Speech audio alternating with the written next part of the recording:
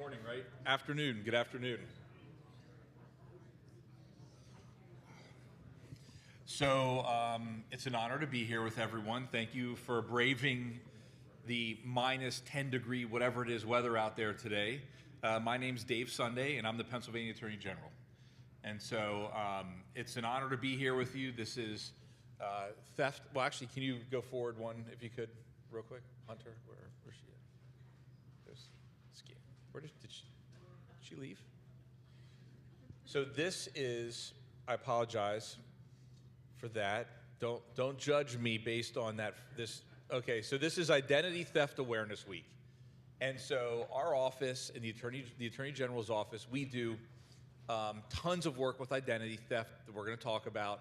And so we decided to go around Pennsylvania to the extent we could and give presentations on senior scams and how to avoid getting ripped off. So hopefully that's why you're here. And you know, we're going to go ahead and so how this is going to work today is I, as the Attorney General, I'm going to give you guys an introduction. And I'm going to talk a little bit about this. And then we have an expert from the office that goes all over Pennsylvania. And all he does for a job, pretty much, is teach people how to avoid being scammed. And his name's Director Shallcross, and he is over there. You want to give a wave? And so he is an expert in this. He's figured out the most important ways to communicate to you how to avoid getting ripped off. He's very, very good at it. And so we're here today to give you this very, very important information. So before we get started, I want to talk a little bit, just so you know who I am. I am the Attorney General. In Pennsylvania, we have 67 counties, and each county has its own district attorney. And then there's an Attorney General that does a lot of the same work, but also does a lot more. That I'm going to tell you about that very quickly, just so you kind of understand why we're the ones giving this presentation. So I actually grew up in central Pennsylvania, specifically in the Harrisburg area. When I was a very young man, obviously I'm still a young man, even though I just signed my AARP card in June, which was, I will tell you very quickly, when I did turn 50 and I signed my AARP card, the very first call I got was from my mom, who's 81, and the first thing out of her mouth was, "David," she said, "do you know you get discounts on lenses? You got to look, you know." And I was, at the time, I was like, whatever. I went back and looked, and sure enough, I took advantage of that discount. So it is what it is. But I grew up, I joined the Navy when I was 18. You know, when I was a young man, I was deployed all over the world in the military. I came back when I was about 22 after 4 years of active duty service. I was in the Persian Gulf. I was in South America. I was all over. And I started working at UPS. And so I worked at UPS for 8 years, all through college and law school. And then after law school, I met my wife, and we have a young son. I became a prosecutor right away. And so I was a prosecutor in York County, Pennsylvania. I also was a special assistant United States attorney, where we did federal prosecutions. And then I was elected the district attorney in York, and then I was elected the Attorney General. And so my career has been serving and protecting the public, and so that's why we're here today. So the Attorney General's office is a very big office. We have a few different sections in the office. So we have the criminal division, where we do a lot of prosecutions. And at the same time, one of the most important things that we've done recently is we created an elder exploitation section within that division. And the purpose of that is to identify, investigate, and prosecute people that are stealing money from seniors, and in particular looking to people who are closely affiliated with the senior. So for example, it might be a loved one, it might be someone that someone's paying to take care of their property for them and their money, and sometimes those people turn bad and do things with that money that they're not supposed to. And so we look into those cases to make sure that we hold those individuals accountable. And just by way of background, I will tell you, and you guys are lucky because, you know, I was pent up in a car for 2 hours coming here, and so I'm pretty fired up, and I know David just wakes up fired up every day, so he's ready to go. And so we're going to, you know, give you the full treatment. So I will tell you that I want to share with you very quickly the first case I ever saw as a prosecutor, where I understood like how nefarious some people are that want to steal money from seniors. And so I was a prosecutor in the York DA's office, and there was a gentleman who lived in York County. I'm not going to obviously divulge any names or anything. And one day someone came up and they knocked on his door, and he opened the door and they said, "Hello, sir, my name's whatever, and I would like to reseal your driveway." And he said, "Well, okay, that sounds great. I would love for you to do that. Here's the money." He wrote a check. The person, what we found out later, dumped basically like dirty water on his driveway. They didn't even like reseal it, and they left. Okay, we're not at, I mean, that's not good, but we're not even at the bad part yet. The very next day, "Hello, sir, I'm so-and-so. I notice your driveway needs to be resealed." And the gentleman had dementia and he had Alzheimer's. And so he didn't even remember the previous times. And this guy came back and did this, I think, like around 15 times. And he wrote check after check after check after check. And the way that this was discovered, and this is probably about 12 years ago I did this case. The way it was discovered was that his son, the victim's son, was going through dad's checkbook, which is something that they did regularly, and he saw these checks that were written in there, and obviously he's like, "What is going on here? Who is this person?" And so he called the police, and then the police started an investigation. But the problem was that, you know, when you prosecute someone, you have to have, what do you have to have? You have to have a witness, right? You can't just accuse someone, like you have to have a witness. And so the main witness in this case was the victim. And can anyone understand like why that wasn't good for the prosecution? Because he didn't remember. And so he wasn't competent to testify. So what we had to do was we had to find someone. Now, I will tell you, I love this story because the type of witness that saw this helped me throughout my career, and some of the best witnesses I ever saw. Can anyone guess who may have helped us in this case and who some of the best witnesses the prosecution can ever ask for are? Anyone? The nosy neighbor. That's exactly who it was. And she sat there, and we found her, and she said, "Well, as a matter of fact, I did see that." And she went over and she said, "And I wrote down the license plate number, and I watched every day as this person came and gone. I watched exactly what they did. I can describe them to you, and yes, I would be more than happy to testify in court." And so she did. She went into court, and she said, "That was him. He did it. I saw him do it. He came and went. He didn't do anything in that driveway," and the jury convicted him. And so that was the first kind of case like that I was involved with. That was the first case like that I was involved with as a prosecutor, and it really highlighted for me how bad these people can be. So that being said, turning now to the task at hand. So in the Attorney General's office, we have a Bureau of Consumer Protection scam team, and they take on hundreds of cases every single week from Pennsylvanians who have been scammed. Every single week. So what happens is people call in, they take the cases, and they work on it. They're working to maintain affordability for Pennsylvanians, and our office, you'll see OAG on here a lot, that's Office of Attorney General. We led initiatives to combat hidden junk fees, unwanted robocalls, which I know everyone loves, and negative option subscriptions. And so we have the Bureau of Consumer Protection scam team. You're going to hear a lot more about them. I'm giving you sort of a general overview. Last year, our Bureau of Consumer Protection fielded more than 4,000 complaints from Pennsylvanians who had been scammed. And you need to understand that's the tip of the iceberg, because very few people even want to talk about the fact that they were scammed, let alone are willing to call in. And I want to take a minute and tell you, well, actually, I'll finish this slide first. So Pennsylvanians lost $76 million in scams last year, again, that we knew of. And so for just about every dollar, scammers' victims allowed access to personal information. So, and I want to say before I forget really quick, it is an absolute honor to be here. And is Carla here somewhere? Carla? Hi, Carla. Carla, thank you so much for setting this up. Thank you to the JCC. I appreciate you. This is fantastic and awesome. And I just had a note to myself because I didn't want to forget doing that, because we couldn't bring people together like this if organizations like yours aren't willing to step up and make it happen. So thank you so very much. Okay, so we're going to go to the next slide here. So how are scammers successful? And again, we're going to go into detail on these, and so we're going to go through these in specific ways. Modern technology has empowered criminals. Scams are more sophisticated than ever, and part of the reason for that is artificial intelligence. And so there's amazing, wonderful things that happen with technology.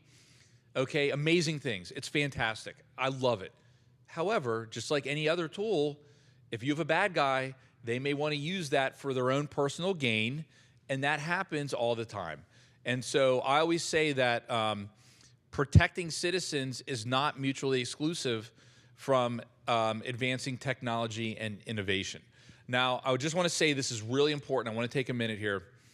So I have my father's 83, my mom's 81, and I talk to them every day about what we're talking about today.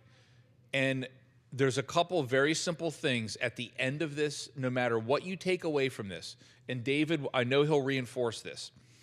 But one of the main things I want you to always remember is you can always get help. And people get scammed all day, every day, from morning till night. It never stops. And so if you think, oh man, I'm embarrassed, I don't want anyone to know this happened, I want you to know that I bet there are people in here who have had this happen to. It happens every day. And the worst thing you can do is think, I don't want to tell someone. You should tell someone, because our scam teams and a lot of others can instantly move into action and do what they can to help you. The second thing is, I can tell by looking at everyone, we have a whole room of amazing, nice, wonderful people. I want you to know it is okay to be a jerk and not answer the phone when random people call you. I promise you they will not get upset. There are small countries in this world whose gross domestic product comes from scamming seniors. And I promise you, because I dealt with this with my mom. She's like, well, I don't know, it could be so-and-so from high school. I'm like, Mom, it's not. I'm like, they'll leave a message. There's this magic thing called voicemail.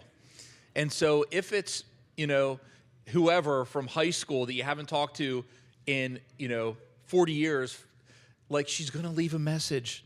I promise you. So if anyone calls you, remember, it's okay to just let it go to voicemail. In fact, I would let it go to voicemail regardless, because these people are really good, they're really effective, and they get you on the phone. Next thing you know, you're sending someone money. Let it go to voicemail, voicemail, voicemail, voicemail. Okay, moving on. So, 5 most common scams, and David's going to go into these in greater detail. Scams called phishing scams, government imposter scams, loan modification scams, business scams, and tech support scams. The commonality with every scam that exists is they want your information. They want your personal information. Well, they want your money, but they want your personal information, your social security number, your date of birth. All these scams are just different tools that bad guys use to get your information. And so if you always know, if you think, are they trying to get my information, that immediately should put you in a position where you say, click, meaning hang up the phone, or don't click on the email, whatever that is. Think to yourself, there is no emergency. I can always wait. I don't have to click on anything. I can hang up the phone. Just stop, because they try to get you to move fast, because all of these want your information. So the top methods that the money is transferred: wire transfers, Bitcoin, gift cards, credit cards, and cash. So the takeaway from this is as follows. How many times in a normal course of your day does someone say to you, hey, this is great, I'm glad we came to this agreement. Here's the problem, though. I can only take a wire transfer, right? If that happens, walk away. Okay, that's a scam. Another one, Bitcoin and crypto. I talked to someone recently whose mother fell victim to a Bitcoin and crypto scam. And sure enough, it was one of those things where it was like, listen, I know that you don't understand what Bitcoin and crypto is. However, that's the only way I can get paid. Guess what? Goodbye. You don't want to deal with it. Gift cards, another one. I love gift cards. We all give them as gifts. They're gift cards, right? We give them, I receive them. No one has ever asked me to pay them in gift cards. So if someone ever says to you, person, I need you to go get 1,000 gift cards and then pay me with gift cards because that's the only way I can be paid. Garbage, not happening, all right? Credit cards are wonderful things because most credit cards, and David will go into this, can be very helpful in these circumstances. So with that being said, stand up for yourself. As few as 1 in 44 incidents are reported, and David's going to give you all the information. I promise you, when you leave here today, you will know exactly who to call. You will have that information in hand. Make sure you do it.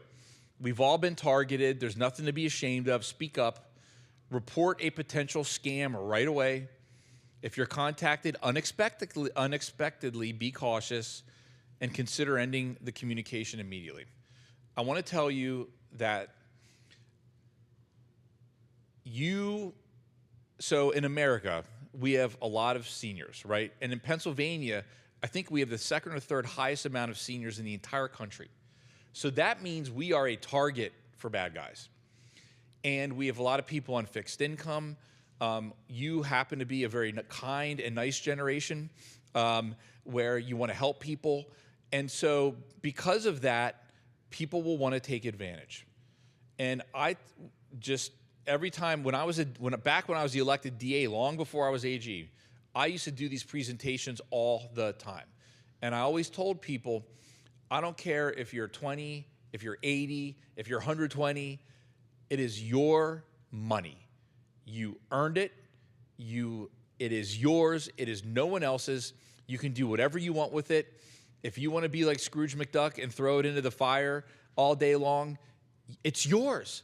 And no one has a right to take what is yours. No one. And so I want you guys to remember that as you go through life. And God willing, all of us will someday be whatever, someday we'll be 100, I don't know. And so, no one deserves to have this happen to you. And you have as many rights, and you have people that want to fight to protect you every single day. It is our job, okay? So make sure that you use the resources that are available. We have our elder exploitation section, which I referenced earlier, which we just launched this year because we saw an opportunity to really be helpful there, focusing on the financial exploitation of older Pennsylvanians. The legislature gave us the power to prosecute offenders. We have Representative Pugh here somewhere. There she is in the back. Thank you for all your support. I can't do my job without people that are willing to give us the laws to do it, because everything I do is based on a law telling me what I can and can't do. Thank you so much. I appreciate it more than you know. And that being said, we want to make sure that people that steal money from seniors, that there's serious consequences. And so, how can the OAG help you? Well, you're about ready to find out, because David, so there's two Daves here, and we have the same haircuts. So we have the same haircuts. This guy's the man. He is awesome at this. And make sure, if anyone, you may not feel comfortable asking a question in front of everyone else, but when we're done, please, if you have a question, make sure you come up and ask someone. That's why we're here. All right? And I'm going to stick around, obviously, and then when he's finished, I have some parting words of wisdom. So have at it. Thank you, sir. Yep. Go get him. Thank you. All right. No pressure, huh? So thank you very much, everybody. It's great to be here today, and thank you for inviting us into the JCC. As the general said, it's very important. The only way we can prevent crime is to inform and educate, and that's the key to this. You know, we can make many investigations, many prosecutions, but we can't get them all, right? So it's best that we educate you on prevention, how not to be a victim. You know, and I'll tell you, I heard that he has his AARP card. Well, I've had mine a little longer. I'm actually in the club, right? So let me ask the audience, at what age does Pennsylvania deem someone an older adult or a senior? What do you think? Anybody? How much? 55? Any other guesses? 62? Anybody else? We're all around it. 65 went too high. 60 on the nose. There you go. We got a winner. You can get yourself a nice prize over at the table later, right? It's not a scam.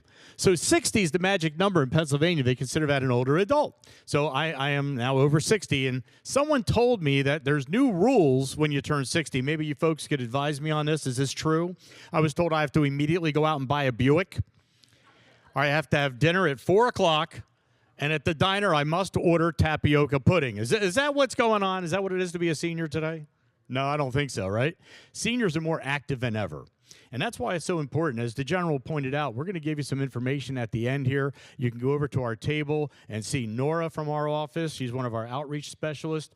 Here's the card with all of our important phone numbers and emails. Make sure you grab that. It's got some great tips on the opposite side. Excellent card. And one of the other things that we talked about was financial exploitation. And that's a form of elder abuse and neglect of care. We have brochures on that and a special team that investigates those complaints as well here at the Attorney General's office. So we know Valentine's Day is coming, right? And that begins with the letter V. And the letter V is important today because I have two words that begin with V that I want you to remember. And the first is, what do we want you not to be? That begins with a V. Victim, right? No one wants to be a victim. We don't want you to have that bad experience, and we rather prevent it than have to resolve it. Now, here's the other word. This is what's going to help you not be the victim, and it begins with a V too, and it's verify. If you verify information before you act, you can avoid most of these scam attempts and identity thefts. How's that sound? Right? So as we go through today, you're going to hear me ask you, what's the V word? And when I do that, you're all going to answer out, right? What's the answer? Verify. Very good. Excellent. So let's get into the program. And, you know, there's a lot of scams out there. And the general referred to some of these, the phishing scams, the government imposters, you know, scams that you've heard of. Grandma, I'm in so much trouble. Oh, you got to help me. And before you get a chance to ask any questions, there's someone else picking up the line going, I'm the attorney, right? You might hear about, it's the IRS, and you're in some serious trouble. Well, no one wants to deal with the IRS. You know, as adults, that's the closest thing we know to the boogeyman, right? You don't want that call. And they'll call and say, you missed jury duty. It's the sheriff. We have a warrant to arrest you. They're not going to do that. First off, government's not going to cold call you. You're going to get official documents in the mail. You're not going to get a call. You're not going to get a text. Show of hands, who's got the Easy Pass toll violation text message? Have you gotten that? Even our staff over here has them, right? We all get them. I carry 2 phones. I get it in stereo. Do not do anything. Do not click on it. Do not take action. They're scams. They're scams. They're looking for you to react.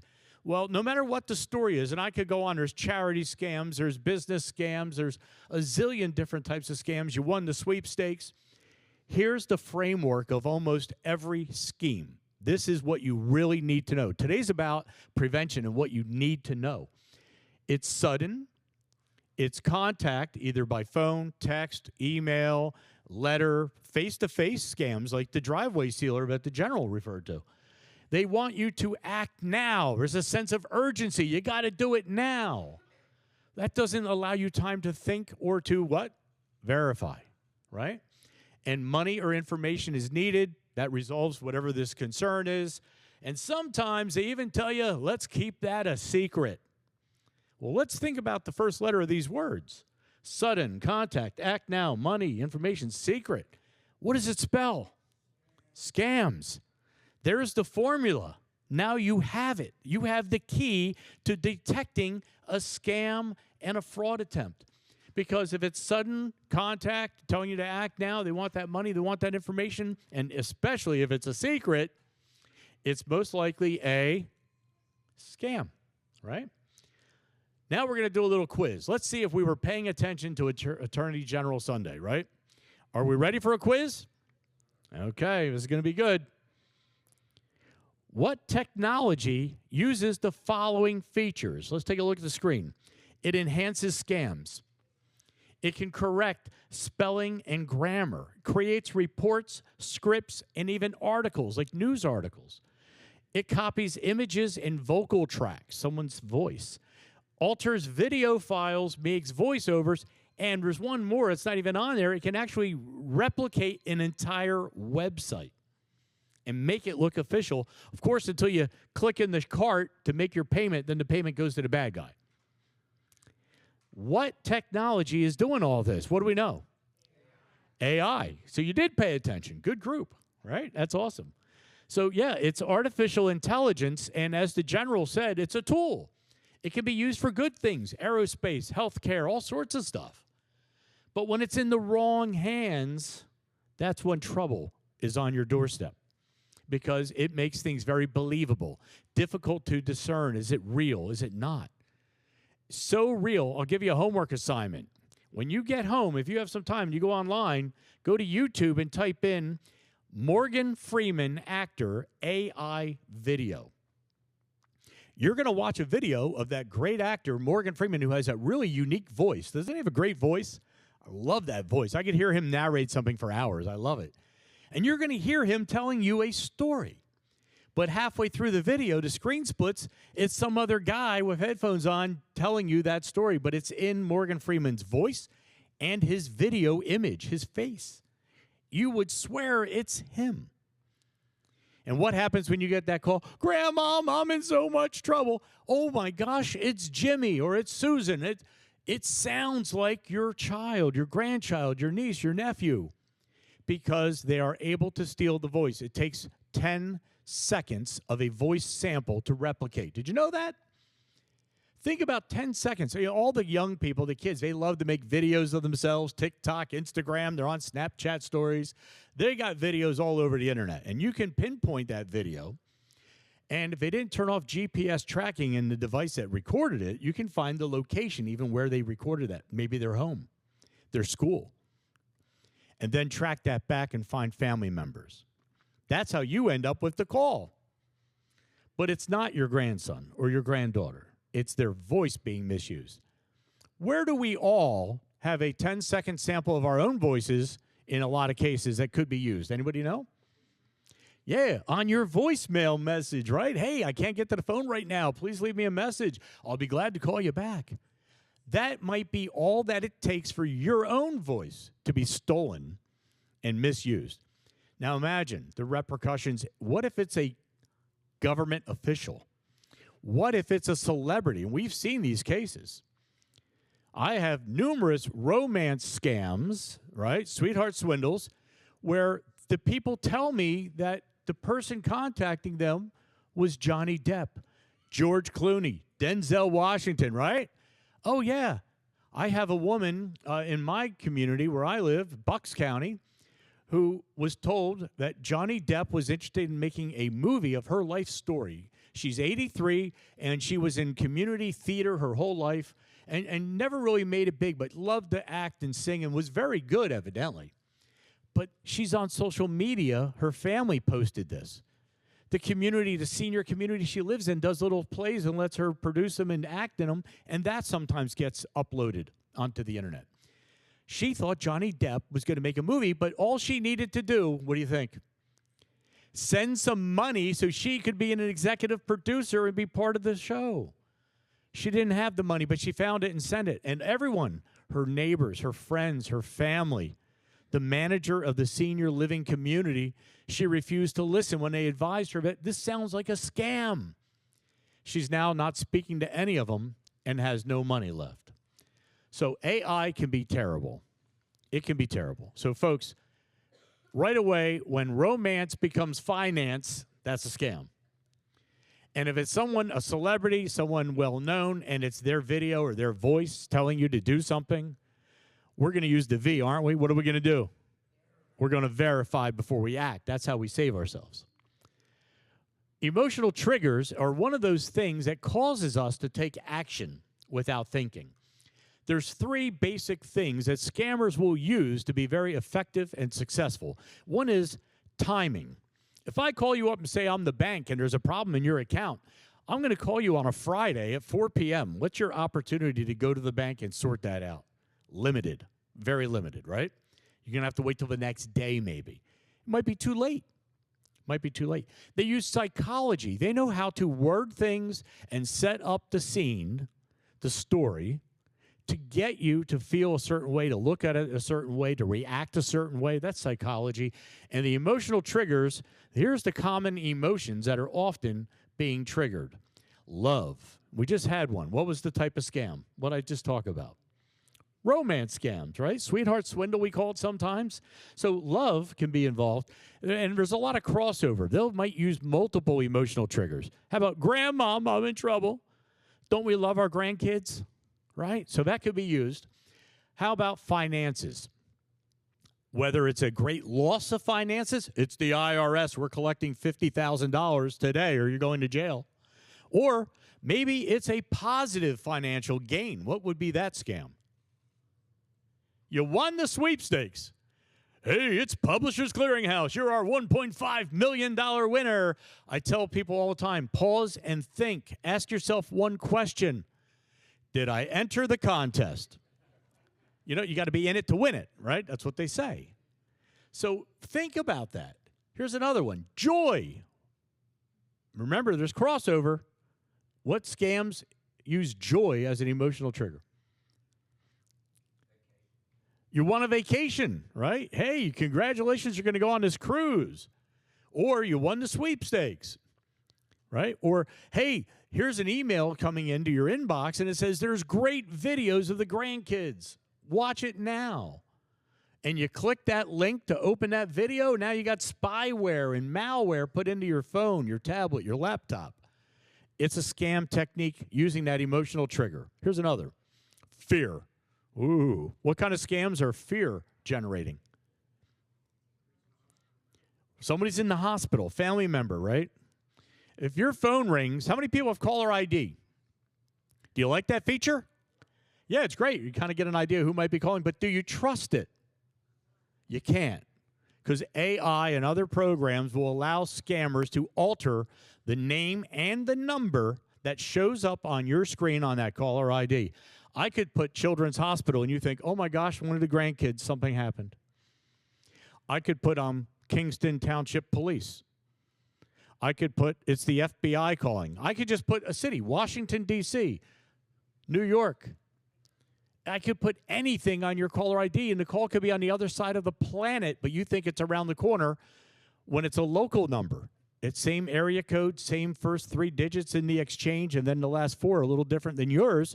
We call that neighboring when the scammers use that local-looking number to contact you, hoping you're going to answer. So watch out for these emotional triggers.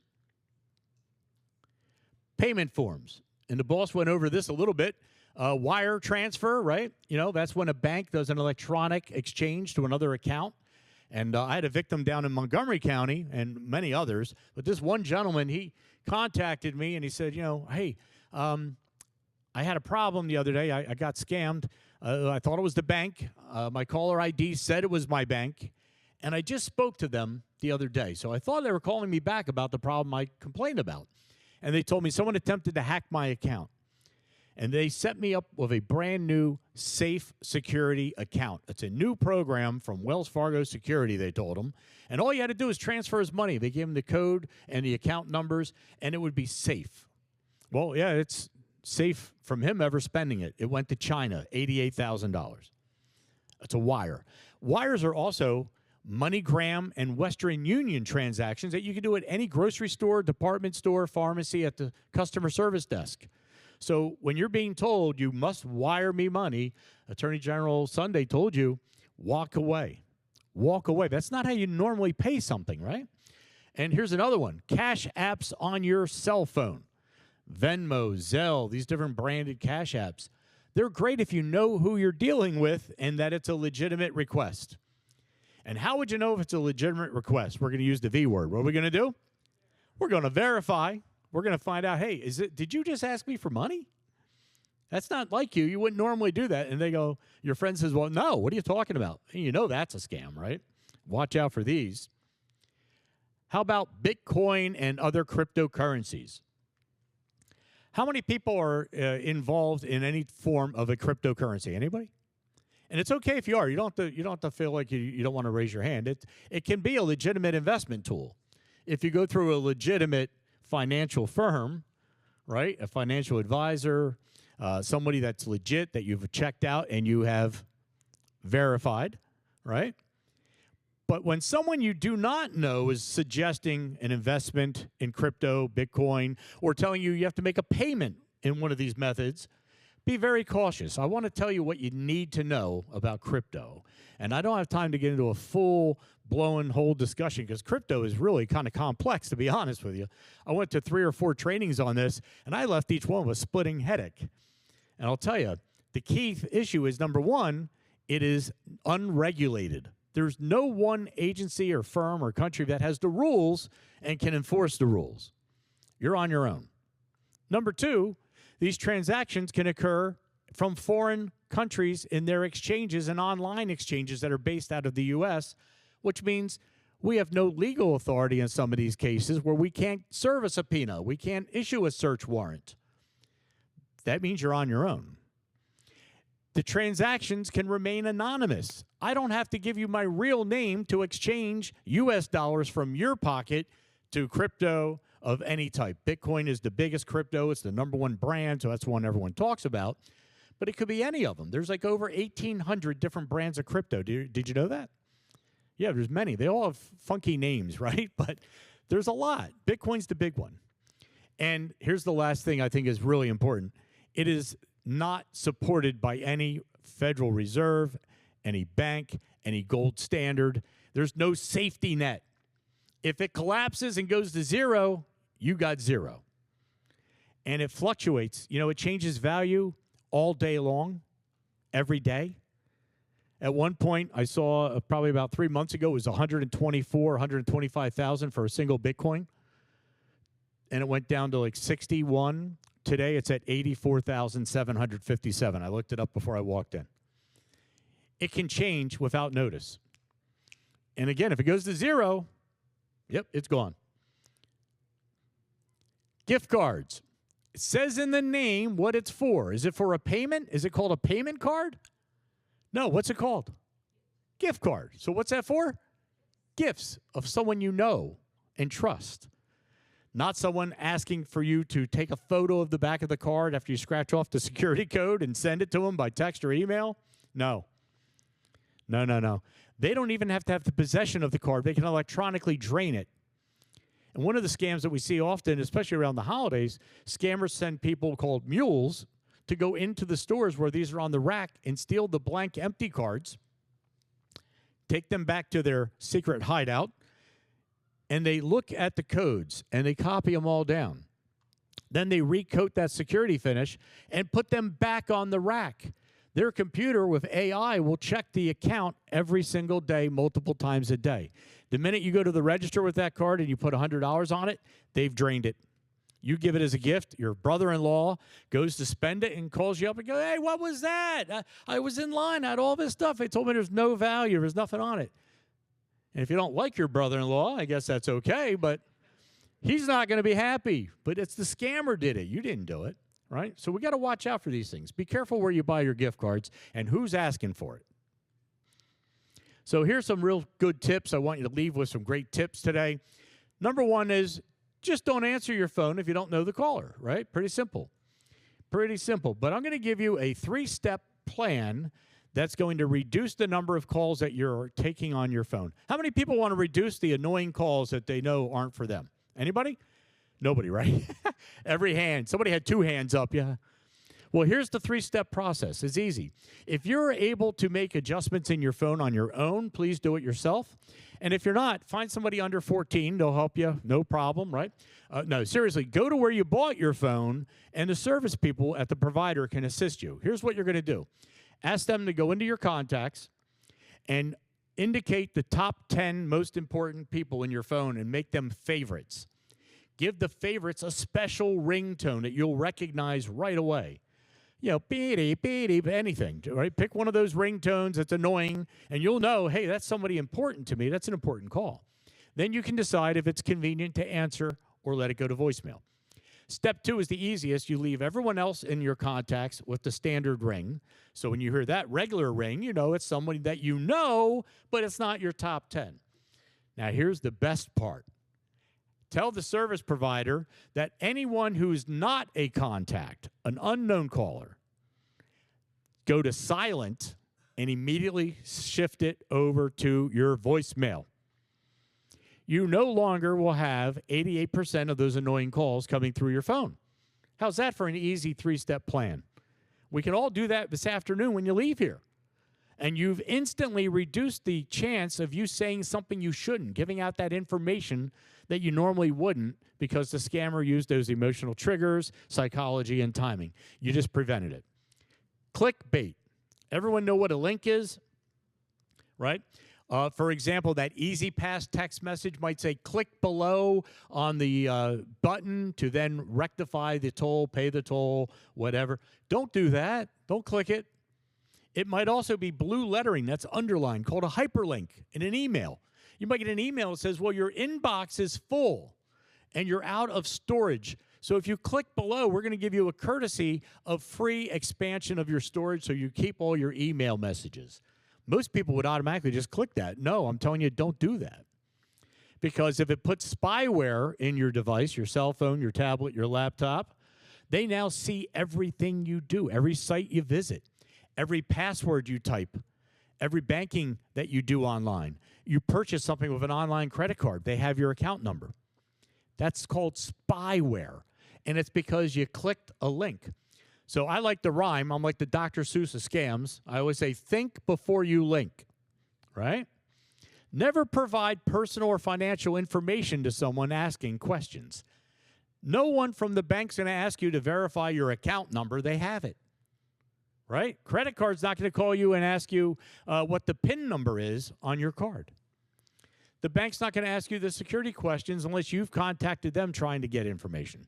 So right away, think, if your phone's ringing, don't go singing. Don't be sharing information out there. Question those uncommon payment methods we just reviewed, right, just a minute ago. And what are we going to do? The V word? We're going to verify before we comply, and that's going to help keep you away from the scammer. How do we how do we use a trusted source to verify? This is great. This is so easy. Verification can be done through customer service numbers. They're on the back of every credit card and on every bill or statement that you receive. Your TV bill, your cable TV, your cell phone bill, your electric bill, gas bill, water bill. I don't care what it is. You pretty much get a bill or a statement for almost everything today, right? They're going to have that customer service number right there. Use it. What if they say, this is the IRS? This is Social Security calling about your account. Medicare calling to verify that you ordered an $800 back brace. And you go, no, I didn't. Well, we need your account number. Maybe it was a mistake on our end. No, that's a scam. Do not give out any of that information. And if you need to call that office, that agency, Brenda can help you at her office. Call your state legislator. Call the state senator's office. Call the U.S. Congress representative. It's a federal agency on the phone, Social Security, IRS, FBI. No one's going to call you from the government like that. Get the real number from a trusted source. And, of course, the Office of Attorney General, we're a trusted source. And local nonprofits like AARP is a great partner of ours. They can assist you with some of these things, too. They have it listed on their website. But, you know, at any time, you can call the Office of Attorney General. We have an outstanding constituent services department. The guys and gals there do a fantastic job. And, again, don't forget, we have their numbers right here for you to call different parts of the office. These are the top 3 numbers for seniors, and the white book has all of our numbers in it. And it's a live person you're going to get to talk to right in Pennsylvania. How's that sound? Yeah, isn't that nice, right? And they're going to treat you well, I promise. And if not, you let me know. Next up, here's the resources from AARP Senior Planet. They have a new website called Senior Planet, and they have all sorts of great stuff. Classes you can take online, articles, tech tip videos, right? Learn about technology. There's a glossary, games, quizzes, all sorts of personalized help. Contact AARP and tap into those resources. It's for everyone, no matter how old or young that you are. And of course, report, report, report. Don't be embarrassed. You've done nothing wrong, right? Everyone is a potential victim of a scam, and you're one click away, one answering of a phone call away, one step away from opening your door to a stranger and becoming a victim. Don't be embarrassed. Report. We want to hear about it. Your local PD needs to know about it. Our wonderful partners at the state police would like to know about it. And if it's over the internet, the FBI has it set up with ic3.gov website. They'll take your report, and so will the Federal Trade Commission at ftc.gov. But don't forget to use our complaint form. We want you on board with us, and this is how you report to the Office of Attorney General. So if it's a scam, but you didn't lose any money, you just want to make sure that we know about it, you don't need to fill out that whole complaint form. You can email scams@attorneygeneral.gov and just give us a little narrative, quick story. No problem. But if you have lost money, even $1, I want you to get the scam complaint form. You can do it online, or you can call, and we will mail a printed hard copy to your home address. No problem. And the reason we need that report, if you've lost $1, is the Scam Squad. You heard Attorney General Sunday talk about that new unit, the Scam Squad. They work very hard to try and restore your money. They are not focused on making an arrest and a prosecution. They're focused on your money. We were very successful. The very first year that group was put together, they returned over $1.3 million to Pennsylvania victims. How's that sound? I can't guarantee you're going to get money. Can't guarantee how much it might be. I will guarantee this. If you don't fill out the complaint form, we can't help you at all. So do that. Please do that. Let us know what's going on. And you can sign up for our scam alerts. You can use the QR codes. If you want to take a moment and take a photo of the screen, you may do that. Or simply go to attorneygeneral.gov. Check out the website. And if you don't have that available, call our toll-free number, Consumer Protection, Senior Protection, any of our groups, and we will make sure you're added to the tips. With that, I hope that you've learned something valuable today. Thank you for coming out in this cold weather. And now it's my pleasure once again to bring up your Attorney General, Dave Sunday. General? Thank you, sir. I appreciate it. I just, again, thank you, everybody, for coming out. I hope that you listened to everything that David shared with you today. Make sure that you get the information we have so that you know who to call and who to get a hold of if this does happen to you. And remember, you don't have to move fast when someone's calling you. You can take your time, take a step back. You can process it. Don't be afraid to be mean and hang up and not even answer the phone. Let it go to voicemail. God bless all of you. Thank you for being here. And hopefully none of you will have to call us. All right? Thank you so much. Appreciate it.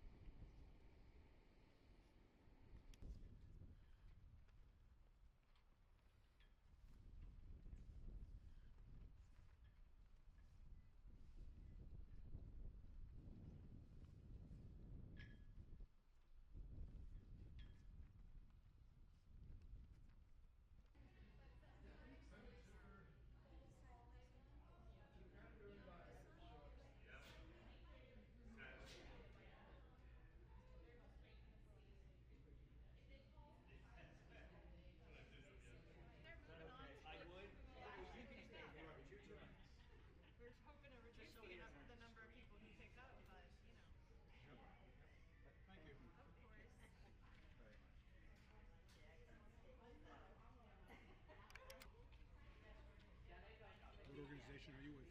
Come along and they grab stuff. Yeah, they get their grubby paws all over it. It's all good.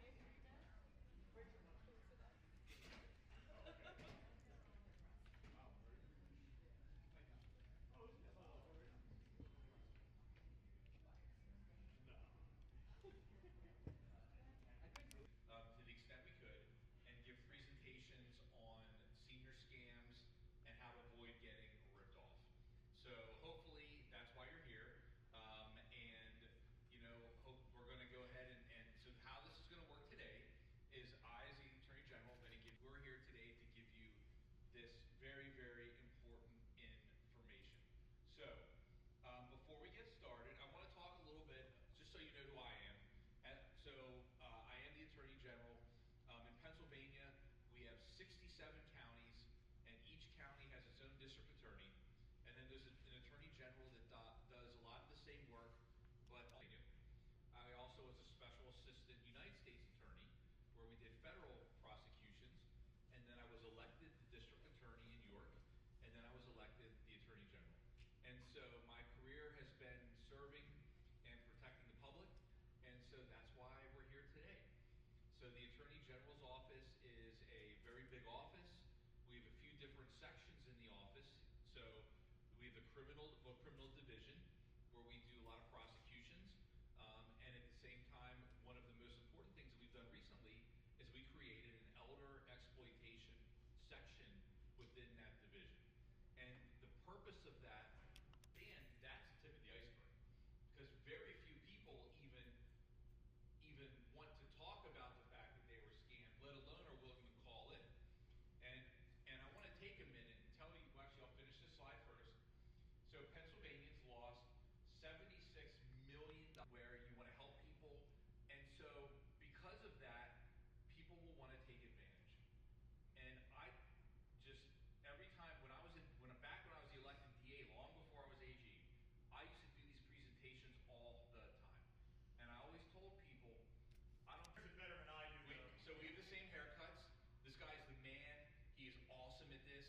And make sure if anyone, you may not feel comfortable asking a question in front of everyone else, but when we're done, please, if you have a question, make sure you come up and ask someone. That's why we're here. All right? And I'm going to stick around, obviously, and then when he's finished, I have some parting words of wisdom. So have at it. Thank you, sir. Good go. Thank you. All right. No pressure, huh? So thank you very much, everybody. It's great to be here today, and thank you for inviting us into the JCC. As the General said, it's very important. The only way we can prevent crime is to inform and educate, and that's the key to this. You know, we can make verify, right? And money or information is needed that resolves whatever this concern is, and sometimes they even tell you, let's keep that a secret. Well, let's think about the first letter of these words. Sudden, contact, act now, money, information, secret. What does it spell? Enhances scams. It can correct spelling and grammar, creates reports, scripts, and even articles, like news articles. It copies images and vocal tracks, someone's voice. Alters video files, makes voiceovers, and there's one more, it's not even on there, it can actually replicate an entire website and make it look official